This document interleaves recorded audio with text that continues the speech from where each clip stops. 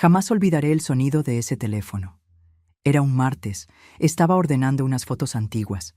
En la pantalla del móvil, el nombre de mi hija. Contesté, sonriendo. Pero lo que oí a continuación, mis rodillas cedieron y tuve que sentarme. Ella, mi propia hija, dijo: «Mamá, mañana nos vamos de viaje a Europa. Ya vendí tu casa de la playa y tu coche. Necesitábamos el dinero.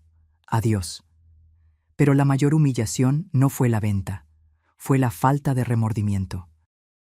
Pero antes de continuar, si esta historia te toca el corazón, no olvides dejar tu me gusta, suscribirte al canal y contarnos desde dónde nos estás escuchando. Vuestro apoyo significa mucho para nosotros. Ahora continuemos. Lo que ella no sabía era que mi difunto marido, Roberto, había previsto exactamente este momento. Me dejó una carta, un plan de venganza que se desarrollaría lentamente, con un giro tan devastador que la vida que ella intentó robarme sería lo único que más desearía recuperar. Y lo peor, o mejor, lo más irónico, es que el plan no era solo para protegerme, era para enseñarle una lección tan profunda que cambiaría nuestras vidas para siempre. Mi nombre es Antonia. Soy viuda desde hace algunos años y siempre fui una mujer de rutina sencilla, pero llena de amor. Mi vida estaba centrada en mi marido, Roberto, y en nuestra única hija, Clara. Clara era la niña de los ojos de Roberto.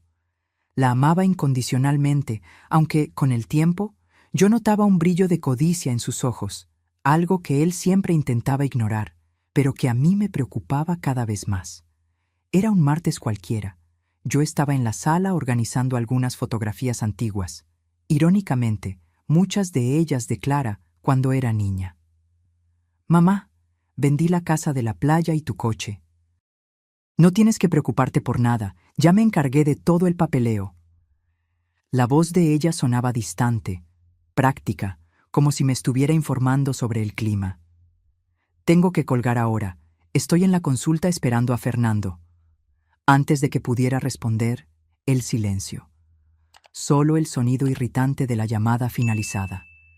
Mis piernas cedieron y caí en el sofá, con las fotografías aún esparcidas en mi regazo. Imágenes de Clara con su primer helado, Clara soplando las velas, Clara en la graduación. La misma Clara que acababa de comunicarme, sin ninguna emoción, que había vendido mis bienes más preciados. No por el valor financiero, sino por los recuerdos que llevaban consigo. La casa de la playa fue donde Roberto, mi difunto marido, me pidió matrimonio. El coche fue el último regalo que me dio antes de irse. «¿Cómo pudo?», susurré al retrato de Roberto en la pared. Sus ojos parecían decirme algo que había olvidado. El sobre. De repente recordé. Roberto había dejado un sobre sellado con instrucciones específicas. Ábrelo solo en caso de extrema necesidad, cuando sientas que lo has perdido todo. Corrí hasta el dormitorio, mis manos temblando mientras hurgaba en el cajón de la cómoda. El sobre estaba allí, amarillento por el tiempo, con la letra firme de Roberto. «Para Antonia, mi amor eterno». Lo abrí con cuidado, como si estuviera desvelando un tesoro antiguo. Y era exactamente eso. Dentro, documentos de propiedades, extractos bancarios, certificados de acciones y una carta que me dejó sin aliento. «Mi querida Antonia, si estás leyendo esto, es porque algo grave ha sucedido. Siempre supe que Clara heredó de mi familia no solo los ojos verdes, sino también la codicia que tanto me avergonzaba de mis parientes. Por eso, mantuve en secreto gran parte de nuestros bienes. Tú, mi amor, eres una mujer rica, mucho más rica de lo que Clara o cualquiera imagina. Busca a Jonas, él lo sabe todo y te ayudará. Protégete, aunque sea de nuestra propia hija.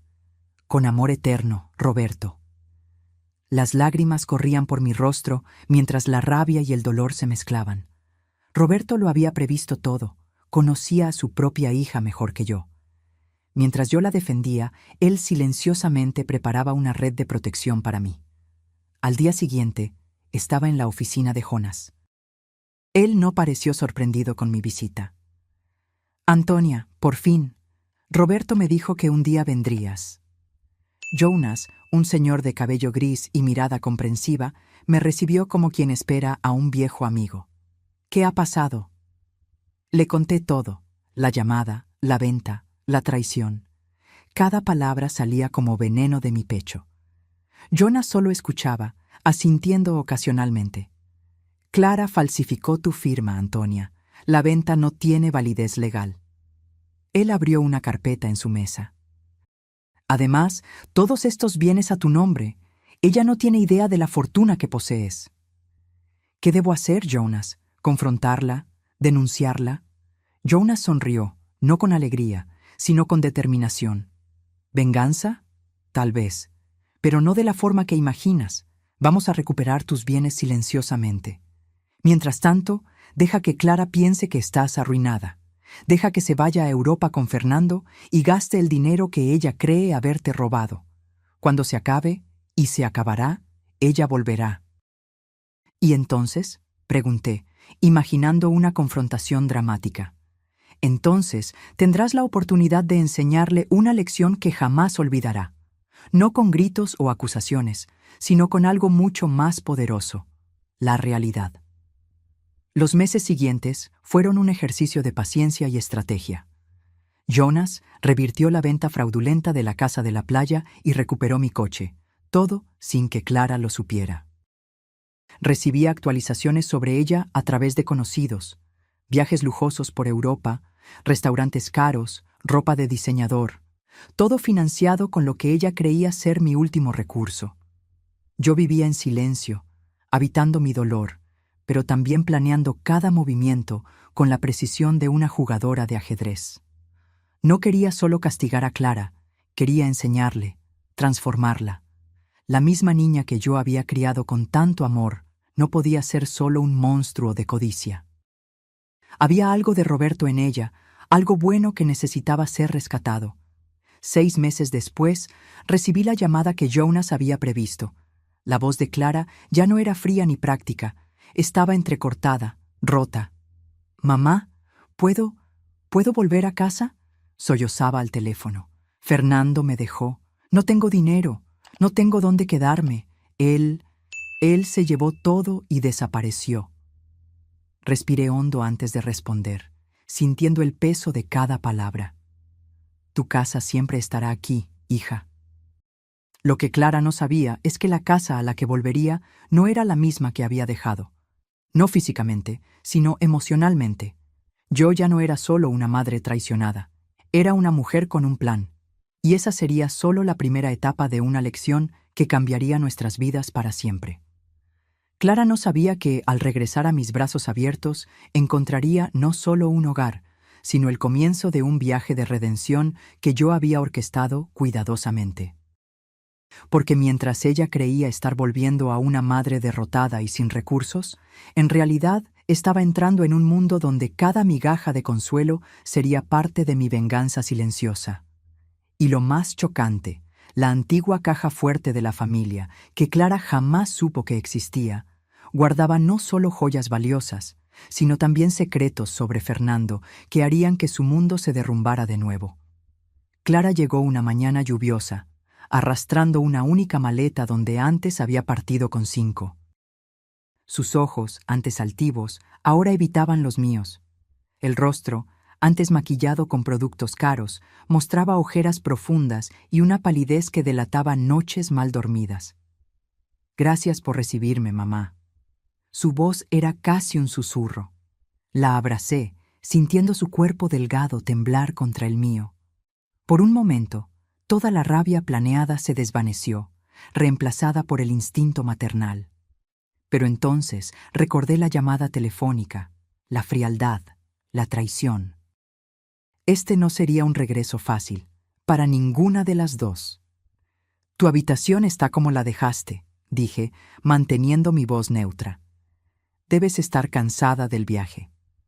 El apartamento que Clara encontró era el mismo de siempre, modesto, organizado, sencillo.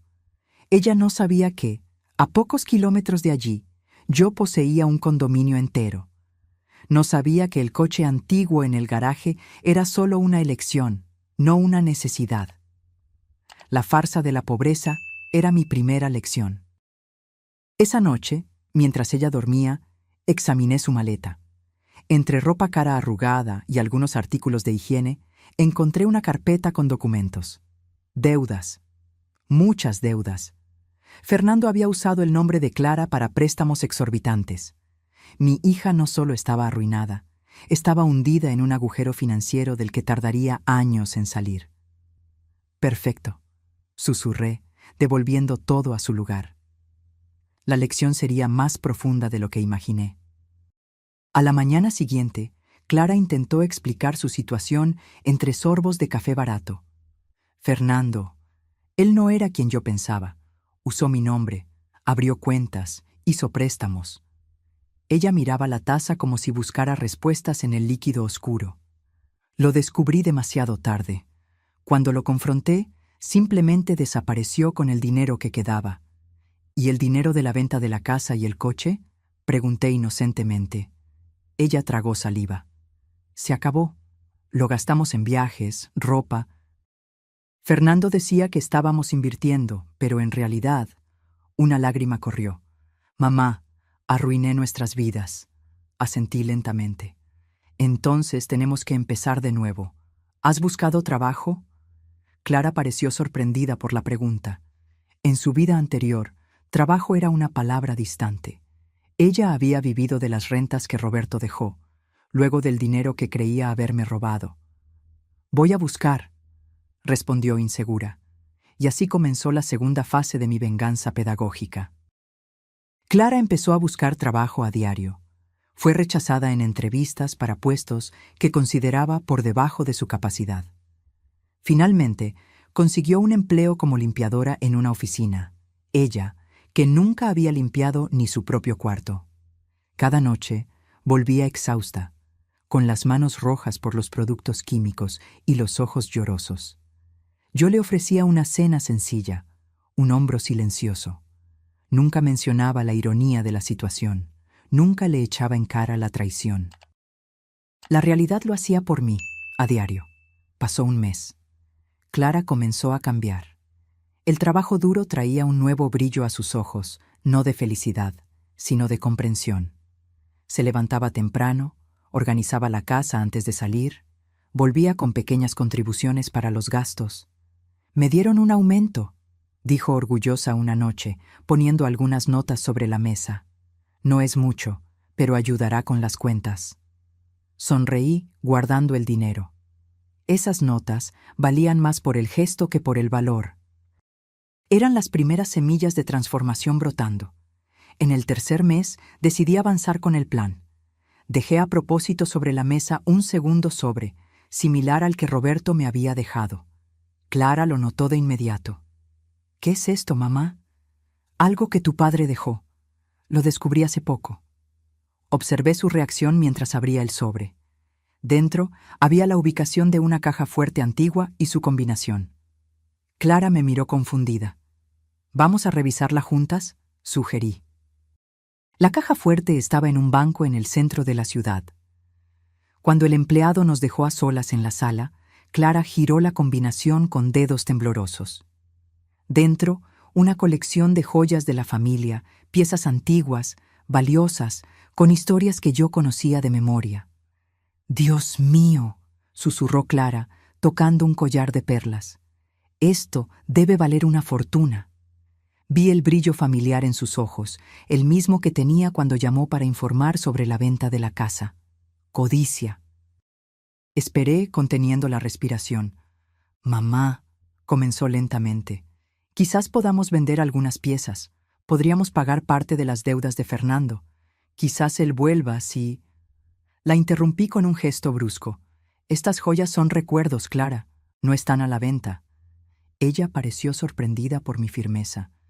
«Pero las deudas son tus deudas ahora, y las vas a pagar con tu trabajo, no con nuestro pasado». Cerré la caja fuerte con un clic definitivo. Clara parecía confundida, dividida entre el viejo instinto de manipulación y algo nuevo que estaba naciendo en ella: respeto. Esa noche llamé a Jonas. «Todavía no está lista», dije en voz baja al teléfono, mientras Clara se duchaba. Todavía piensa en salvar a Fernando. Tengo noticias, respondió Jonas. Encontramos pruebas concretas de la falsificación. Fernando usó sus firmas en documentos que ella nunca vio. Técnicamente, Clara puede ser absuelta de gran parte de las deudas. No se lo digas todavía, decidí después de un momento de reflexión. Déjala trabajar un poco más. Deja que la lección penetre más profundo. Las semanas siguientes fueron transformadoras. Clara fue ascendida a recepcionista. Comenzó un curso nocturno de administración. Su postura cambió. Ya no era la niña mimada que partió con mis ahorros, ni la mujer derrotada que regresó. Había dignidad en su cansancio, propósito en sus esfuerzos. Un día llegué a casa y la encontré llorando sobre un álbum de fotografías. ¿Qué pasó?, pregunté, sentándome a su lado. Estoy mirando fotos de la casa de la playa, sollozó. Recuerdo a papá enseñándome a nadar, a ti preparando esos picnics en la arena. ¿Cómo pude vender todo esto? ¿Cómo pude traicionarlos así? Era el momento que esperaba. La verdadera culpa, no motivada por el fracaso, sino por el reconocimiento genuino del error. Puse mi mano sobre la de ella. Mañana tenemos una reunión con Jonas, anuncié. Hay algo que necesitas saber. La mirada confundida de Clara se transformó en shock cuando agregué. Sobre la casa de la playa, nunca dejó de ser nuestra. La oficina de Jonas estaba exactamente como la primera vez que la visité después de la traición de Clara. La misma luz suave entraba por las persianas, los mismos libros jurídicos alineados en las estanterías. Pero algo era diferente. Mi hija sentada a mi lado, nerviosa, sin entender por qué estábamos allí. «Buenos días, señoras», saludó Jonas con su sonrisa contenida.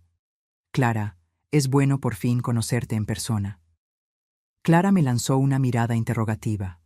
«¿Se conocen?» «Jonas era el abogado de confianza de tu padre», respondí con calma. «Y ha sido mi consejero durante todos estos años».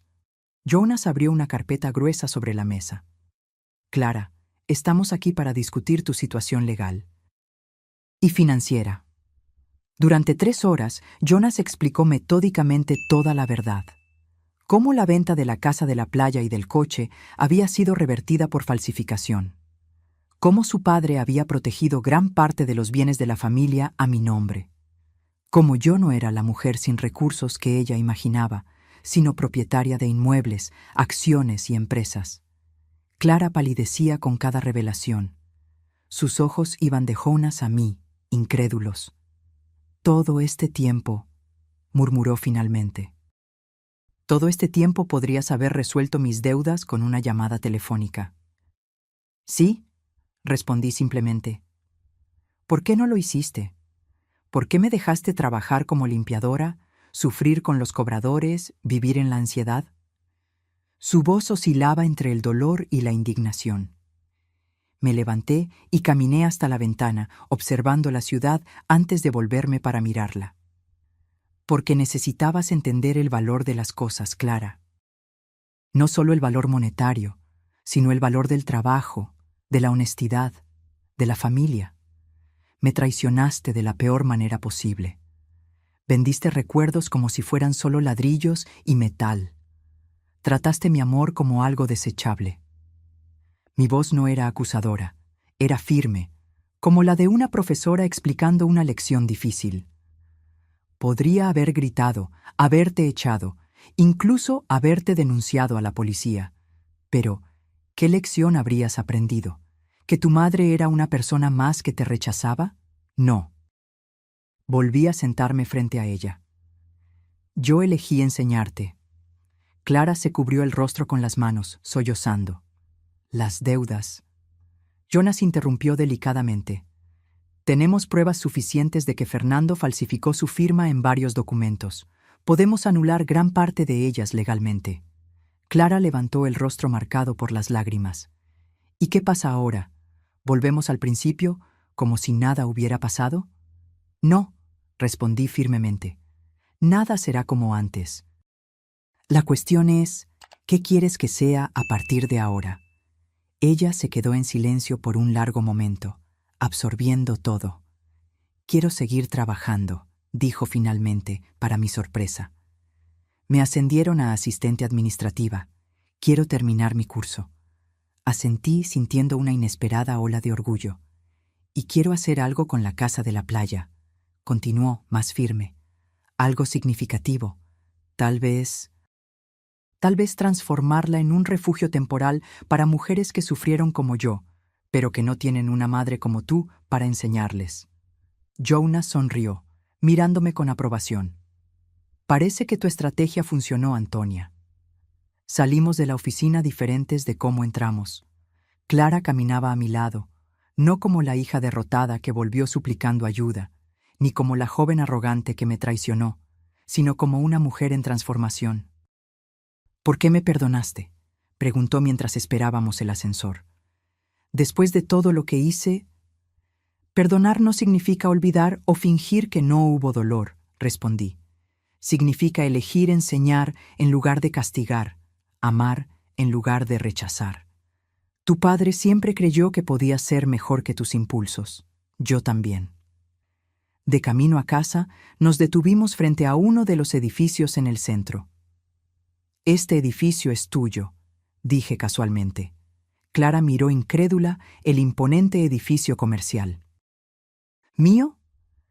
«Técnicamente, mío, pero estaba en el plan de Roberto que un día fuera tuyo, cuando estés lista».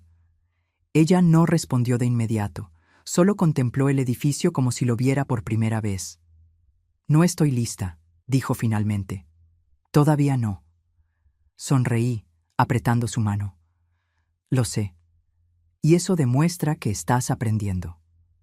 En las semanas siguientes, Clara dividió su tiempo entre el trabajo, los estudios y la planificación del refugio en la casa de la playa. Con la ayuda de Jonas, conseguimos anular gran parte de las deudas fraudulentas. Ella insistió en pagar el resto con su propio salario, rechazando mi oferta de liquidarlas. Una tarde, mientras organizábamos la casa de la playa para la reforma, Clara encontró una caja de recuerdos en el antiguo dormitorio de Roberto. «¿Te acuerdas de esto?», preguntó, mostrando una fotografía descolorida. En ella, Roberto sostenía a una Clara de 5 años sobre sus hombros, ambos riendo en la playa. «A tu padre le encantaba este lugar», comenté, sentándome a su lado en la cama antigua. «Decía que aquí podía ver el futuro más claramente». Clara pasó los dedos por la imagen. «¿Previó que lo decepcionaría?». «Previó que serías puesta a prueba. Todos lo somos». «Y yo fallé». Toqué su rostro girándolo hacia mí. «Fallar no es el final, Clara. Es solo un momento en el camino. Lo que importa es lo que haces después». Esa noche, sentadas en el porche frente al mar, Clara me contó más sobre los meses en Europa. Cómo Fernando gradualmente reveló su verdadera naturaleza. Cómo ella, ciega por la ilusión de amor y estatus, ignoró las señales. Cómo él la dejó en un hotel de París, desapareciendo con el dinero y las joyas que ella había llevado. «Me lo merecía», concluyó, mirando las olas. «Traicioné a quien realmente me amaba por alguien que solo amaba lo que yo podía ofrecer. Quizás». Tomé un sorbo de té. «Pero ahora sabes la diferencia». Una semana después, inauguramos el refugio. Era modesto al principio, solo 3 habitaciones preparadas para recibir a mujeres en situación de vulnerabilidad. Clara había contactado a una ONG local que ayudaría en la administración y en las derivaciones. «Lo llamaremos Casa Roberto», anunció durante la pequeña ceremonia de apertura. «Un lugar donde las personas rotas pueden reconstruirse».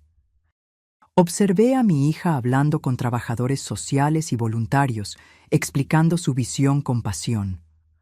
Sus ojos brillaban no con codicia, sino con propósito.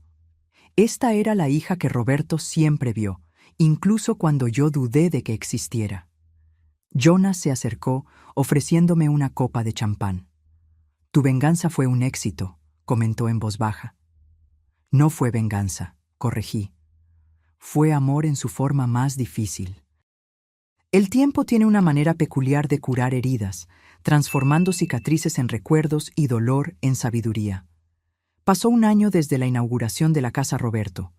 Lo que comenzó con 3 habitaciones ahora ocupaba toda la casa de la playa, habiendo ayudado a más de 30 mujeres a rehacer sus vidas.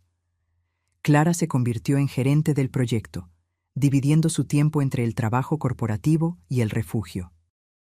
Su curso de administración estaba casi concluido y ya hablaba de expandir el proyecto a otras ciudades. La transformación era tan profunda que a veces yo misma me sorprendía al observarla. En una tarde particularmente calurosa, estábamos organizando donaciones para el refugio cuando el cartero entregó una correspondencia inusual, una carta de la penitenciaría estatal.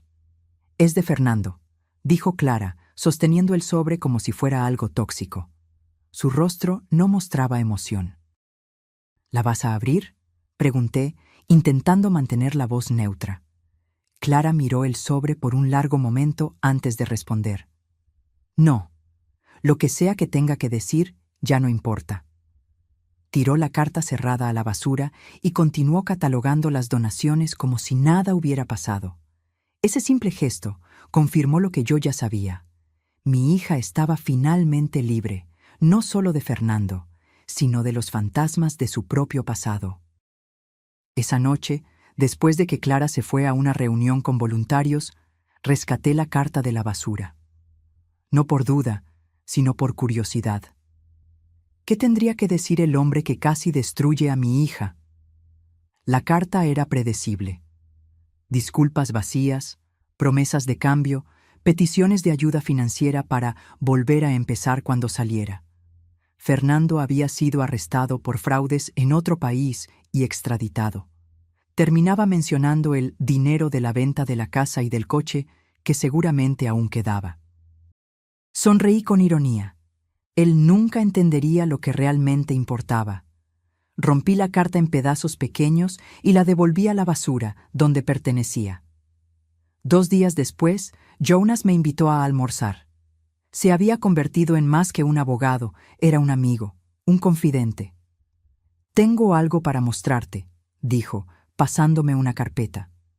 Dentro estaban los documentos formales transfiriendo parte de las propiedades al nombre de Clara. «¿Estás segura de que está lista para esto?», preguntó, sus ojos experimentados buscando cualquier vacilación en los míos. «Ella está lista», afirmé con convicción, «y yo también estoy». No era solo una cuestión de dinero o bienes, era sobre confianza, la más frágil de las monedas, que una vez rota tarda años en reconstituirse. En el cumpleaños de Clara, organicé una cena íntima en casa. Solo nosotras 2, como en los viejos tiempos.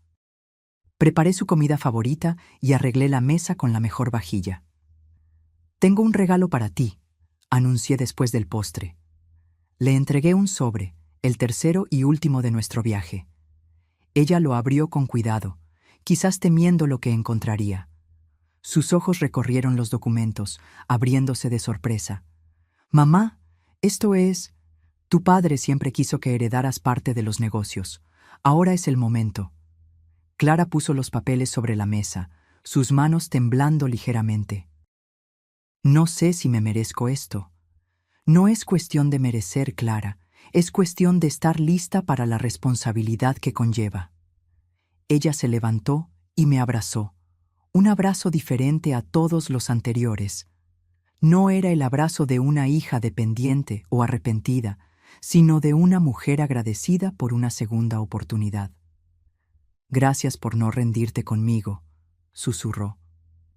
«Las madres nunca se rinden», respondí, acariciando su cabello, «incluso cuando duele, incluso cuando parece imposible». Al día siguiente, fuimos juntas al cementerio a visitar a Roberto. Era algo que no hacíamos desde hacía mucho tiempo, Clara por vergüenza, yo por dolor. Frente a la lápida sencilla, Clara puso un ramo de lirios, las flores favoritas de su padre. «Él estaría orgulloso de ti», dije, observándola arreglar las flores. «Creo que siempre supo que yo necesitaría caer para aprender a levantarme», respondió Clara, tocando el nombre grabado en la piedra. «Así como sabía que tú serías lo suficientemente fuerte para enseñarme la lección más difícil. Caminamos de vuelta en silencio, cada una perdida en sus propios pensamientos. El dolor de la traición nunca desaparecería por completo. Sería ingenuo creer eso. Pero se había transformado en algo diferente, algo que nos fortaleció en lugar de destruirnos. 6 meses después, Clara me sorprendió con una visita inesperada a mi apartamento, aquel mismo donde ella había regresado derrotada. «Tengo una propuesta», anunció, entusiasmada. «Estoy expandiendo el proyecto del refugio. Conseguimos socios, financiación. Vamos a abrir 3 nuevas unidades el próximo año». «Eso es maravilloso, Clara. Y quiero que tú seas la directora general del proyecto». La miré, atónita. «¿Yo? Pero no tengo experiencia». «Tienes la experiencia más importante», sonrió. «Sabes cómo transformar el dolor en propósito, cómo reconstruir lo que parecía destruido. Fuiste tú quien me enseñó eso». Esa noche, sentada sola después de que Clara se fuera, reflexioné sobre nuestro viaje. La hija que un día me traicionó ahora me ofrecía un puesto de confianza en su proyecto más preciado. El ciclo estaba completo. Tomé una fotografía antigua de nosotras 3, Roberto, Clara y yo, frente a la casa de la playa. Sonrisas despreocupadas, el futuro aún un misterio. ¿Cuántas vueltas había dado la vida desde entonces? La venganza que planeé nunca fue sobre castigo, fue sobre transformación. No quería destruir a mi hija, quería reconstruirla, y en el proceso me reconstruí a mí misma también. «Lo logramos, Roberto», susurré a la fotografía. Nuestra hija encontró su camino. A la semana siguiente, me mudé a un apartamento cerca de la nueva sede de la fundación. Clara insistió en ayudar con la mudanza, cargando cajas y organizando mis pertenencias con el mismo cuidado que yo le había dedicado a ella durante toda la vida. Mientras ordenábamos libros en la estantería, ella encontró un diario antiguo, mi registro de los meses después de su traición. «¿Puedo leerlo?», preguntó vacilante. Asentí. Ya no había secretos entre nosotras. Clara se sentó en el sofá y abrió el diario. Observé su rostro mientras leía mis palabras más íntimas, el dolor de la traición, la cuidadosa planificación de la lección, los momentos de duda, la persistente esperanza. Cuando terminó, cerró el diario y me miró con ojos llorosos. «Me amaste incluso cuando no me lo merecía», dijo simplemente. «El amor verdadero nunca es una cuestión de merecimiento», respondí, sentándome a su lado. «Es una cuestión de elección. Todos los días elegí amarte, incluso cuando dolía. Y yo elijo honrar ese amor todos los días de aquí en adelante», prometió, sosteniendo mis manos.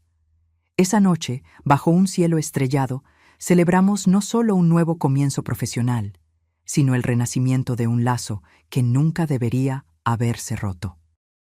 La traición nos hirió profundamente, pero la curación nos hizo más fuertes, más sabias, más completas. Nuestra historia no era sobre venganza, después de todo. Era sobre redención, sobre cómo el amor, cuando es puesto a prueba en las circunstancias más extremas, puede emerger más poderoso que nunca. «Por nuestro nuevo viaje», brindó Clara, levantando su copa. «Por nuestro nuevo viaje», repetí, sintiendo que finalmente habíamos encontrado el camino de regreso, no a donde estábamos antes, sino a un lugar completamente nuevo, construido sobre las bases del perdón y la comprensión. La hija que un día me traicionó se convirtió en mi mayor aliada, mi compañera en esta nueva fase de la vida. Y yo, que planeé una venganza silenciosa, descubrí que el verdadero poder no estaba en castigar, sino en transformar. En los años que siguieron, la Fundación Casa Roberto creció más allá de nuestras expectativas.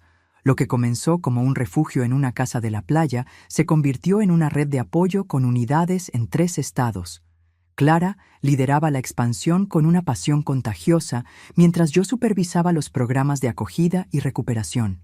A menudo, cuando los visitantes conocían nuestra historia, preguntaban cómo conseguimos superar algo tan doloroso como la traición. «La traición es como un espejo roto», solía responder.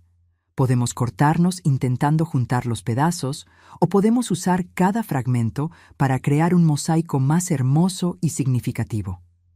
En una tarde particularmente significativa, mientras celebrábamos el 5º aniversario de la fundación, recibí una llamada inesperada. Era del hospital. Jonas había sufrido un ataque al corazón. Clara y yo corrimos al hospital, el miedo apretando nuestros corazones. Jonas había sido más que un abogado. Fue el guardián de nuestros secretos, el arquitecto silencioso de nuestra reconciliación. Encontramos al viejo amigo pálido, pero consciente, rodeado de máquinas y tubos. Su débil sonrisa se iluminó cuando nos vio. «Mis guerreras», murmuró, «vinieron a ver a un viejo testarudo». «Un viejo testarudo que se recuperará pronto», afirmó Clara, sosteniendo su mano.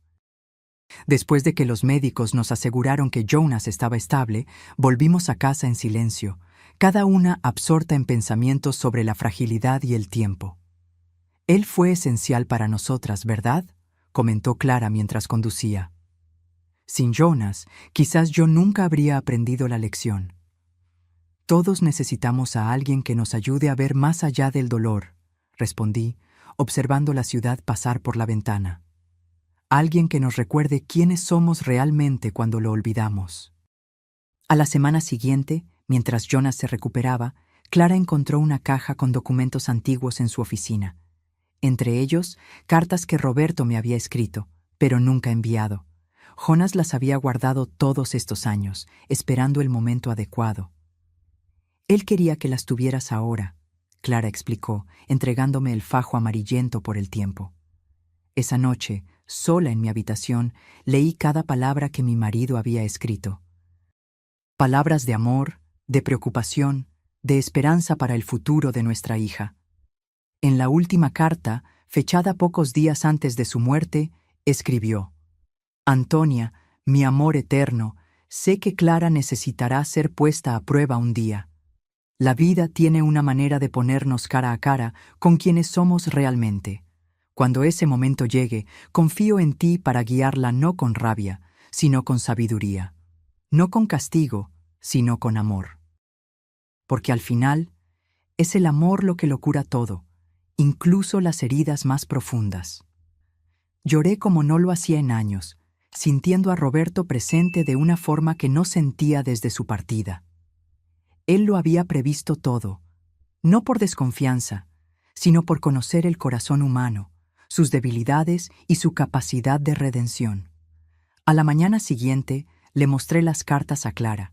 Juntas, redescubrimos al hombre que ambas amábamos de maneras diferentes. El padre que previó la caída de la hija, el marido que confió en la fuerza de la esposa. Él lo sabía, susurró Clara, sosteniendo la última carta. Sabía que yo fallaría. Y sabía que te levantarías, completé. Así como sabía que yo encontraría la fuerza para mostrarte el camino. Cuando Jonas recibió el alta, organizamos una pequeña celebración en su casa. Durante la cena, él anunció su jubilación. «Es hora de pasar el testigo», dijo, mirando significativamente a Clara. «¿Qué quieres decir?», preguntó ella. «Quiero que asumas mi oficina, Clara. Tienes el conocimiento legal ahora, y lo que es más importante, tienes la sabiduría que viene de la experiencia. Puedes ayudar a otras personas como yo las ayudé a ustedes». Clara se quedó sin palabras, mirándome en busca de confirmación.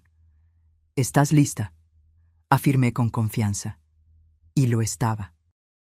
Al año siguiente, Clara dividió su tiempo entre la fundación y la oficina de abogados, especializándose en casos de mujeres víctimas de fraudes financieros y emocionales. Su historia personal se convirtió en su mayor herramienta. Ella entendía tanto el lado de quien traiciona como el de quien es traicionado. Una tarde, mientras organizábamos una fiesta de graduación para 3 residentes de la Casa Roberto, Clara me encontró contemplando el mar desde el porche. «¿En qué piensas?», preguntó, apoyándose en el barandal a mi lado.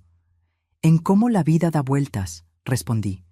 «Ese día, cuando me llamaste para decir que habías vendido esta casa, pensé que todo había terminado, que había perdido no solo un inmueble, sino también a mi hija. Clara suspiró, mirando el horizonte. Estaba tan perdida, mamá, tan ciega por lo que creía que quería. Y míranos ahora. Sonreí, señalando con un gesto la casa llena de vida, de historias de recuperación. La traición que debería habernos separado terminó creando algo más grande que nosotras mismas. Esa noche, después de que todos se retiraron, me quedé sola en la playa, sintiendo la arena fría bajo mis pies. La luna llena iluminaba el océano, creando un camino plateado sobre las aguas. Tenías razón, Roberto. Le hablé al mar, sabiendo que de alguna manera él me escuchaba. El amor puede ser más fuerte que la traición. Puede transformar incluso las heridas más profundas en algo hermoso. Un viento suave acarició mi rostro, como si fuera su respuesta. 10 años pasaron desde aquella llamada telefónica que cambió nuestras vidas. 10 años de reconstrucción, aprendizaje y crecimiento. La Fundación Casa Roberto ahora era reconocida a nivel nacional. Clara se había casado con un hombre gentil que conoció durante un proyecto social. Alguien que la amaba por lo que era, no por lo que poseía. En una ceremonia especial para conmemorar una década de la fundación, Clara me sorprendió con un anuncio. Hoy quiero homenajear a la persona que hizo todo esto posible, no a través de dinero o recursos, sino a través de una lección que salvó mi vida. Mi madre, Antonia, me enseñó que la venganza más poderosa no es destruir a quien nos hirió, sino transformar el dolor en propósito. Mientras subía al escenario para recibir una placa conmemorativa, miré al público. Mujeres recuperadas, voluntarios, partidarios. Todas esas vidas tocadas porque una traición se transformó en una oportunidad de crecimiento. La traición es solo el comienzo de la historia, nunca el final, dije al micrófono. Lo que hacemos después de ella es lo que realmente importa. Más tarde esa noche, Clara y yo caminamos por la playa, como lo hacíamos a menudo ahora.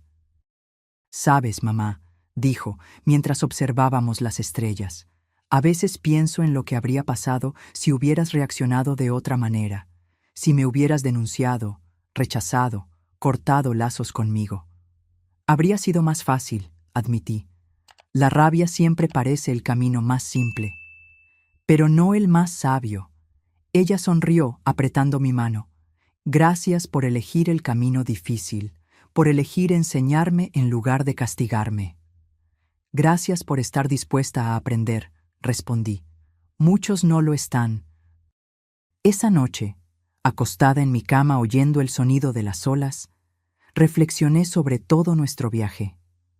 La traición había sido solo un capítulo de una historia mucho más grande. Una historia sobre el perdón, la transformación y el poder inquebrantable del amor verdadero.